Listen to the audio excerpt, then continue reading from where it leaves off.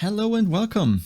You probably know that since Codemasters holds the F1 license, the sim racing world hasn't really seen any high quality sim F1 cars. Of course, there was the one on iRacing last year, but it's a 2021 car, and I guess many people just have their own issues with iRacing in general.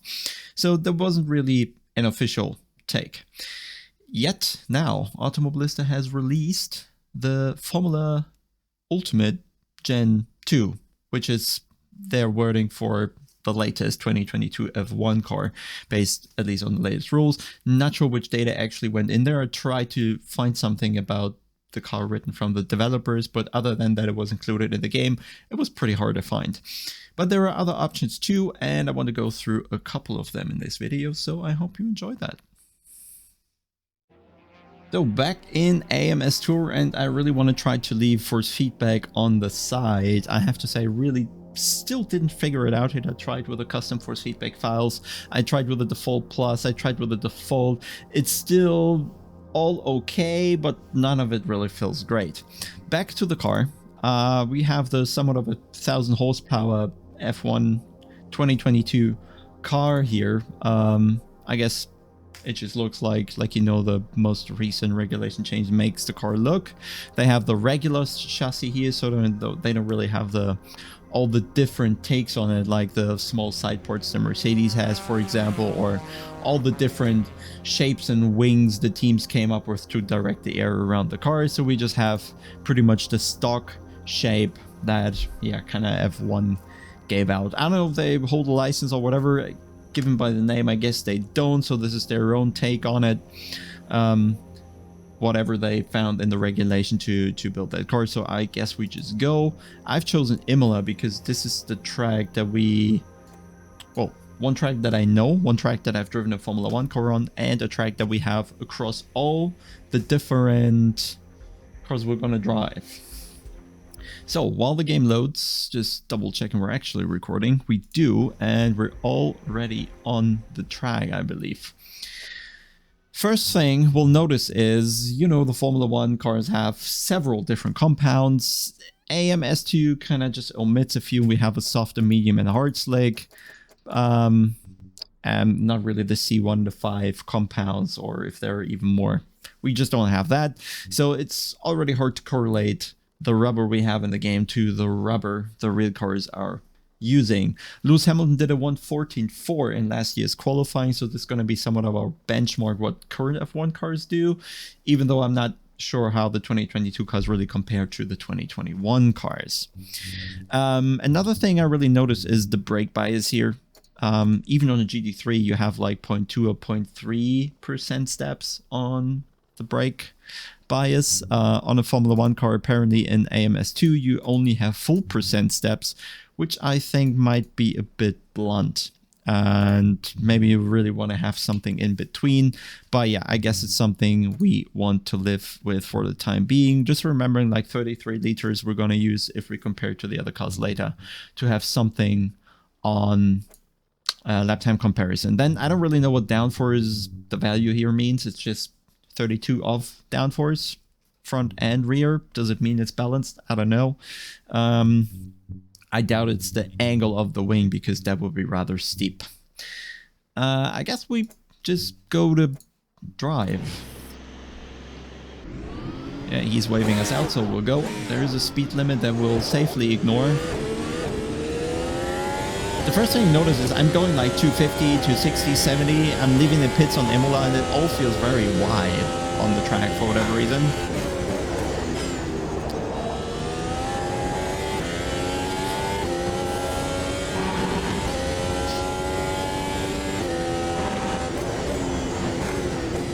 Things you'll immediately notice is, even though you see some visual impact when you go over a curb, and you also get something in the force feedback, but overall, the car isn't really affected, even by very high sausages as we know them here on Imola. So it feels like the car has incredible ground clearance, whereas, of course, it doesn't. So I can attack this pretty harshly, which is weird given it's a Formula 1 car. this curb here as well. I mean, yeah, there. Okay, I overdid it a bit there. But I think you saw it on the curbs before that. And even that should just make the car absolutely uncontrollable. And I should be penalized much more for overdoing it that radically.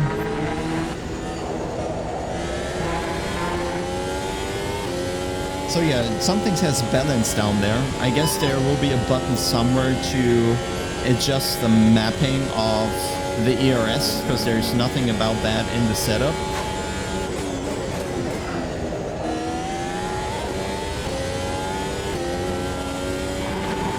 It's difficult torquing while going 300 around Imola.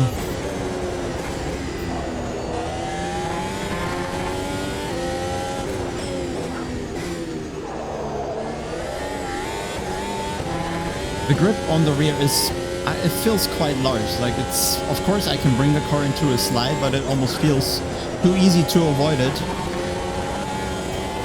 Okay, that curb pulled me out. So at least there's something to that at least.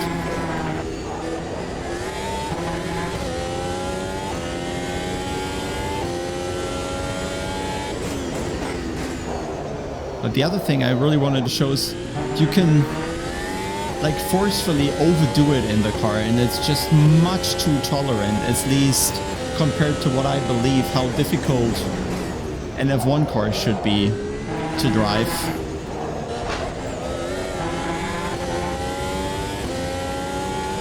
And given what I just did there, I should probably be dead in a wall somewhere. And it's like every time you lose the rear,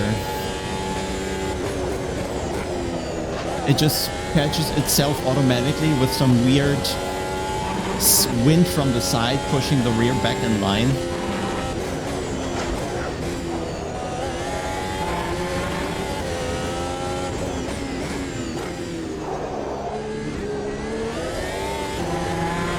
In there, just bang the power down and the car just grips up. Maybe F1 cars are indeed that extreme, but it just seems overall way too tolerant. Even the lock up there, if you get that on iRacing, the car just goes straight. Whether if it's realistic or not, that's a difference to perceive at least.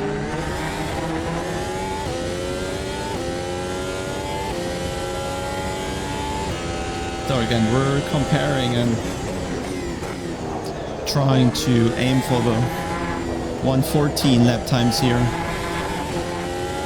which I am too bad to achieve right now, I believe. 12, 13, 14. For whatever reason, the start-finish line is, well, way further down here than I thought it would be. Okay, going even more aggressive over the curb, so apparently the game is still with me on that one.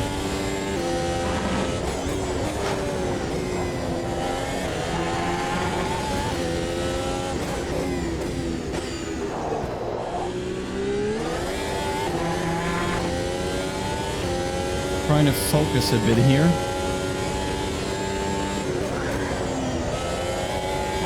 Yeah, it was just a lock up at 240 or something.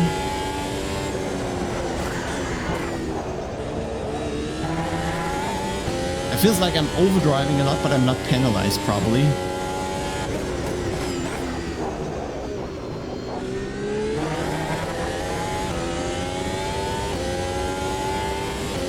I don't see that bad. That lap might not be too bad.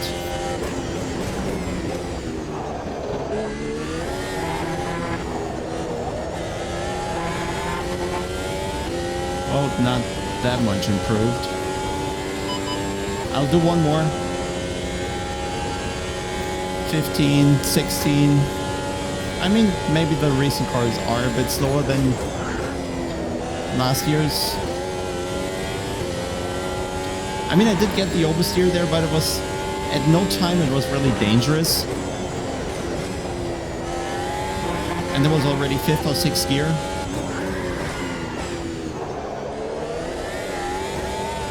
There, I had this weird, I'm locking up completely, I get a 4-wheel drift, I take a slide out of the corner, it's all not really, none of it is really a problem, you know, like all the way sideways on that curb.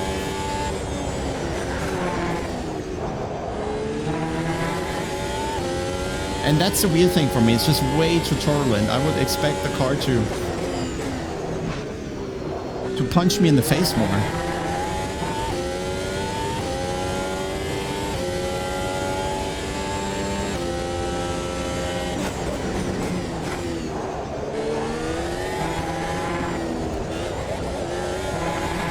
There, right? I had a massive oversteer moment there, and would probably have been 6/10 down on the lap I did previously, so I'll just assume I would have been able to whatever we just did on the left there.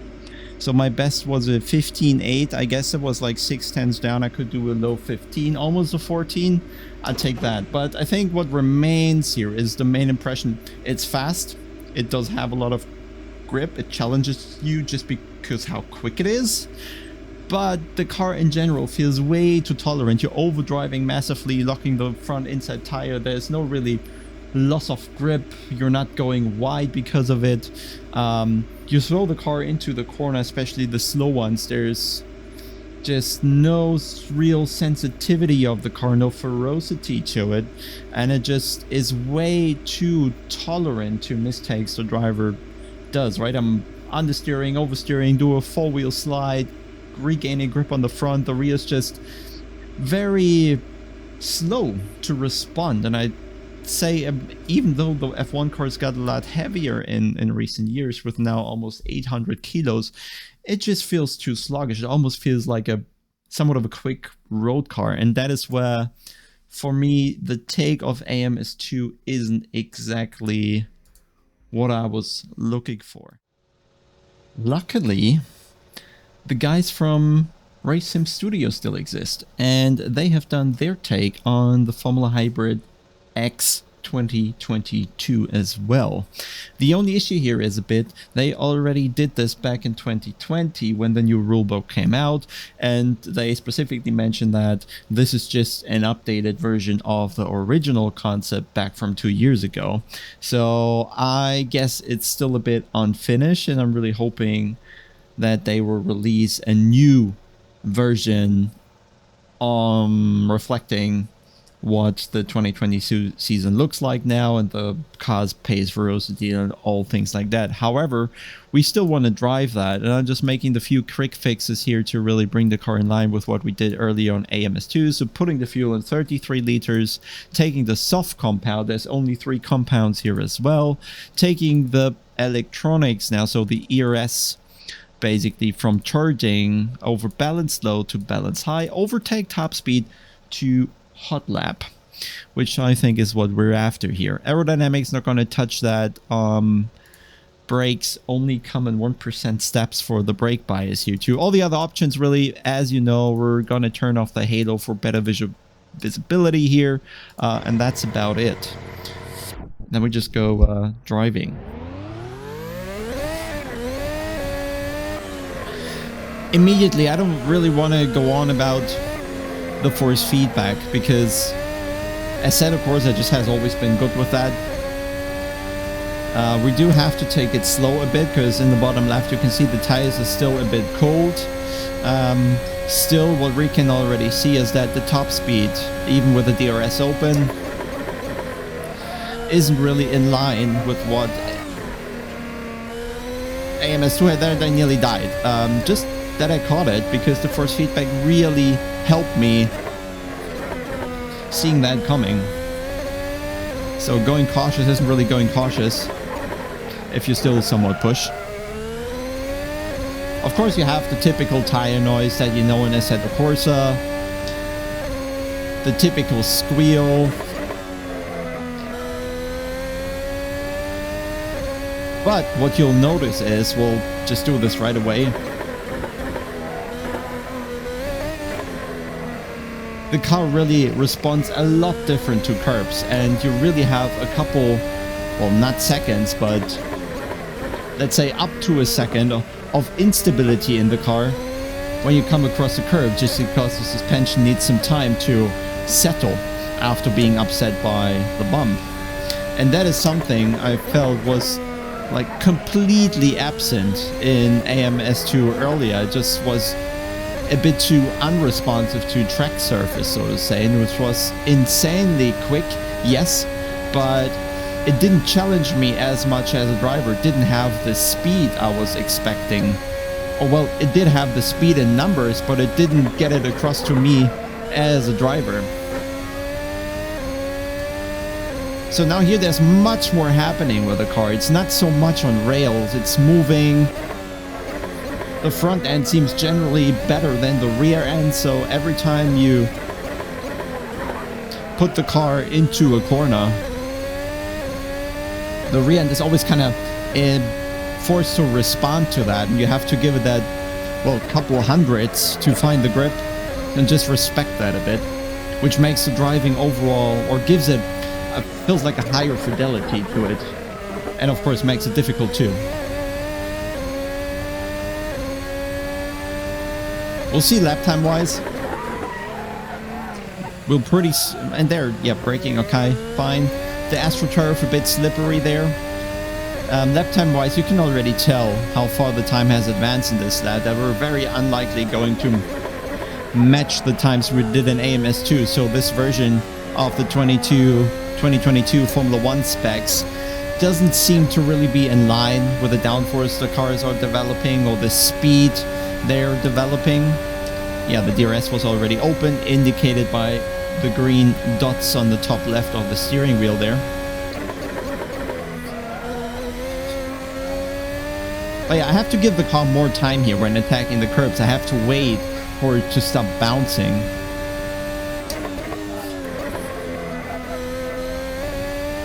Also the sound, I think, especially off throttle here, has a nice fidelity. It wasn't there in AMS, I think.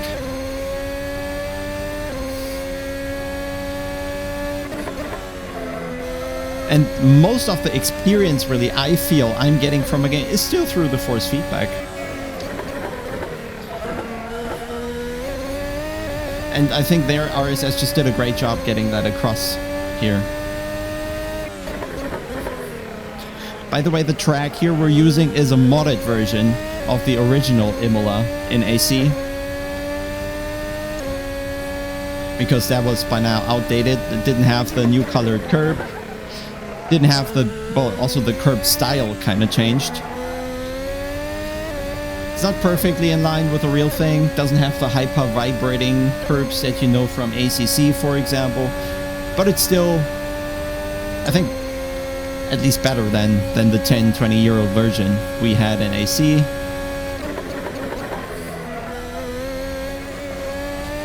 I really have to wait there a bit for the car to get done with the impact of the curb, but then I can push and work the rear axle a bit. And I really have to also take care here, because if I lock up, it has knock-on effects, right? The front end regains grip, the rear has to follow that, the car goes into a slide, and it definitely costs lap time. But then still the downforce, once it really kicks in the fast corners, is really confidence inspiring.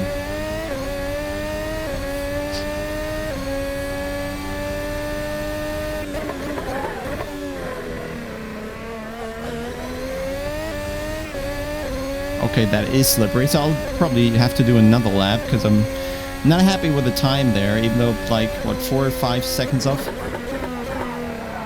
3? I don't remember.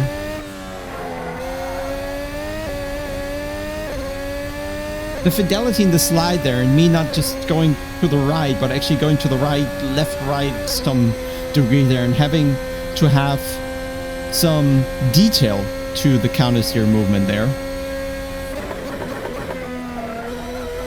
just makes it the better experience, even though the car is a bit slower. Yeah, I already forgot the DRS on the main straight, so I'm behind on lap time, so I'll probably have to push a bit more, which just doesn't work and actually penalizes me, which is something I think was missing a bit in AMS2. The sad thing only is the car doesn't seem to be up to the specs that we know the 2022 cars really have. And luckily, there is another thing that we do have available. So let me quickly load this up here, because there's another modding studio for, well, AC Mods, and this is the guys from ACFL, and they have built an entire pack of 2022 liveries in and with an updated car where I think comes much closer to what the 2022 car is like. So you can see on the Red Bull livery, actually don't know if it looks exactly like the one, but we're not going to go on about that. I don't want to move the game about here to show you the setup, but I can tell you we have all 5 tire compounds available, which the RSS mod was failing and AMS2 was failing, and so we now have 5 compounds available. I'll just take out the fuel here as well. We can choose between 2 modes for the battery, race and eco, which doesn't make sense on the Formula 1 car, but whatever. Let's take the race mode, obviously, not change anything else really. I think I want to remove the halo as well, because we can in the sim, and I feel like I want to adjust the seat at least a tiny bit here. So let's go higher a bit. I think I also want to go backwards a bit, so at least I can see the mirror. This feels a bit better to me, if you ask me. And the last thing is to make sure the audio is fine and you're actually hearing me. Sound seems a bit more fierce.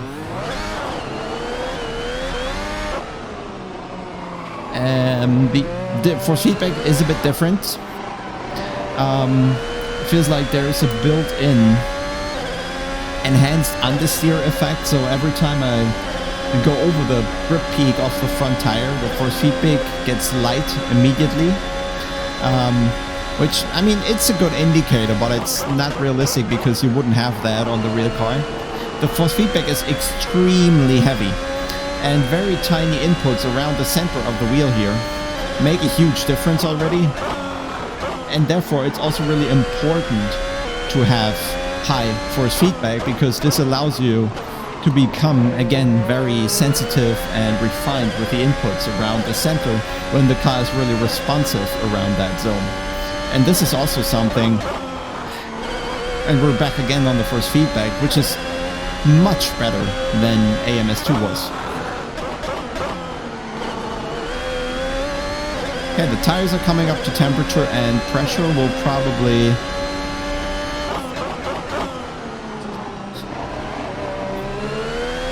wait a bit until the new lap, until I start pushing a bit. But you can already see the speed we're going is much higher than in the RSS version. My braking is as bad.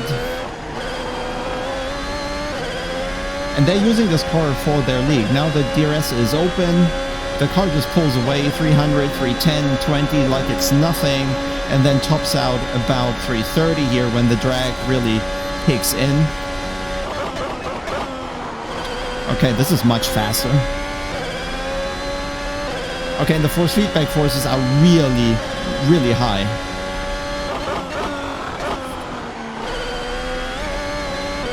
But it also offers... Oh my god. This is not a max force feedback trailer, so the wheel is running on 80%. I don't know what the car is set up to, but it feels a lot. So, I'm physically challenged here.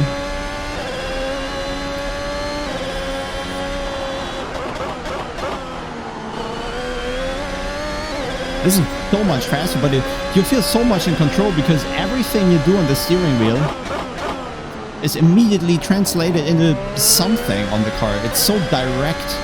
There's no sluggishness whatsoever to it. No delay in the steering input, and well, in the response of the car. It's just incredible. And this is, I think, how F1 looks to me when I see it on TV, and how F1 I suppose F1 must feel. It's the most direct, fastest car ever built. Every year.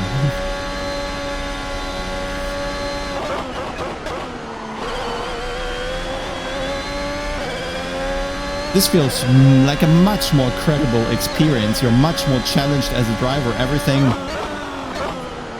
feels faster and more fearful and more penalizing. I'm struggling to find the break point there really, because the braking zone is also so short. Once you found the braking point and how much the car really tolerates on the brake, you're back in the zone where you already have to do the trail braking.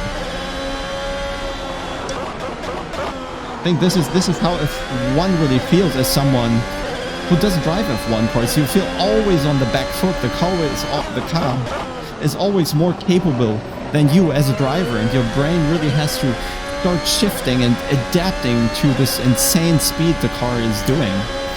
Lap time already in the 17s.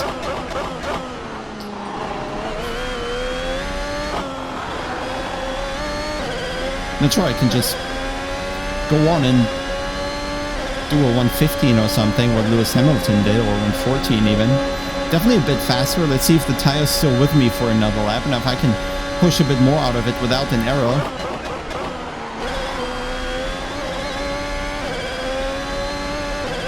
Oh yeah, just not doing an error here is difficult alone, not because the grip is hard to find, but just because everything is so fast. Yeah, with the ultra soft tire also, the grip on the rear end is just incredible.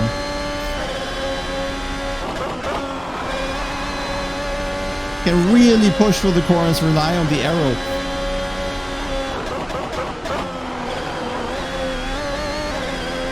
That's just the force feedback saving me there, or saving its own. Saving itself. Much more curb tolerance, but you still feel you shouldn't do it too hard, because then it snaps.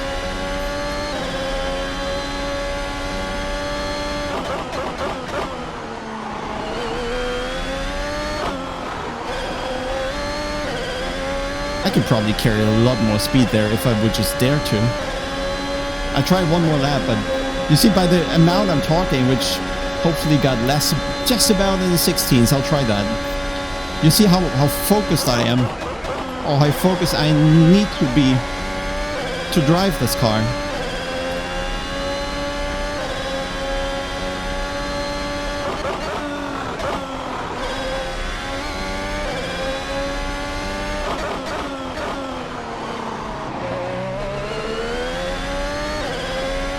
This is a great experience.